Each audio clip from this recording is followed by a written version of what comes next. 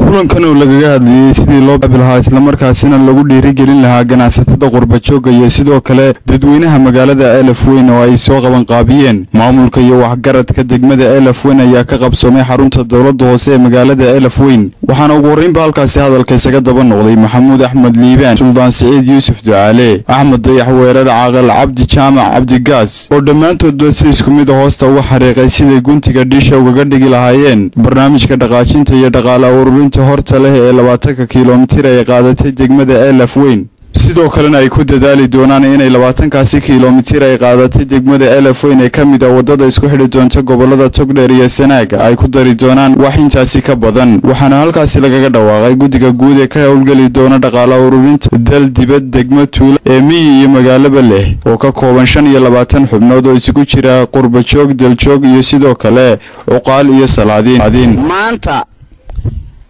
gobolkeena waxa looga haajiray oo dad badan uga tageen wada la'aan khayr badan oo soo gaari lahaa wuxuu uga joogsaday wada la'aan anigu waxaan ku garaadsaday iyadoo wadada la hadal hayo hadda kontana waan ku dhawaa haddaynu maanta markaa horta fursadii wadada helay waxa loo baahan yahay inaynu kulligeen ka qayb qaadano ilaa ardayga nusasaacihiisa ilaa qofka baaca mushtarka ilaa xoolo dhaqatada waxaan leeyahay degmada Elafweyn waa degmo aad u ballaaran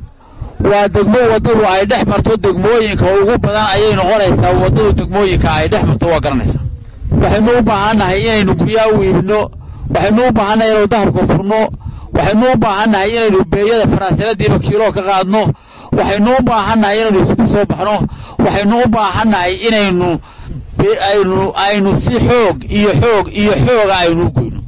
waxa iyaguna kulankaasi gabagabadiisii soo afmeeray gudoomiyaha degmada Elafweyn Baasha Xandulo Warsame gudoomiye ku-xigeenka degmada Elafweyn Salmaan Yuusuf Diiriyooda waa iyo xogayaha fulinta dawladda hoose Saciid Maxamed Ogle Saciid Xasaan oo iyaguna tilmaamay si isku mid ah u tibahay hoostana u xariiqay sidii ka maamul ahaan ay kaalinta ugu weyn uga qaadan lahaayeen dhaqaalaha dhisidda iyo sameynta wadadaasi isla markaasina ay 17 xildhibaan ee golaha deegaanka degmada Elafweyn ay mid waliba ku xukumi doonaan 1 kiiloomitir wadadaasi ah waxayna halkaasi kaga dhawaaqeen xadiga lacagta ay shakhsi ahaan ay ku darsan doonaan balse ay sameyn doonaan munaasabad kale oo qof waliba ku dhawaaqi doono qaadaanka dhisidda wadadaasi waxaan ku dhawaaqayaa madasha shakhsi ahaan $1 ana waxaan ku dhawaaqayaa $500 anigu $1,500 baan ku deeqayaa hadii ilaahay waana Cabdiraxmaan Ismaaciil Saciid telefishinka qaranka Soomaaliland